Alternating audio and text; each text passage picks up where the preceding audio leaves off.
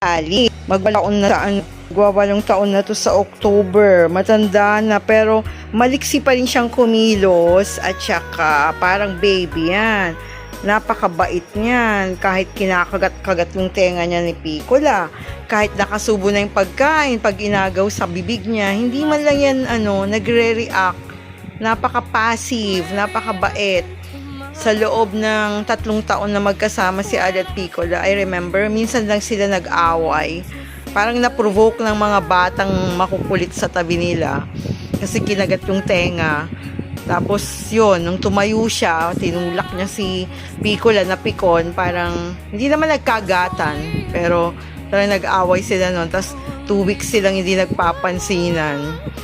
Pero napakabait ng fur baby na to. Napakalambing, napakabait, napaka-clingy. Yun nga lang, parang takot siya laging maiwan kasi meron siyang separation anxiety.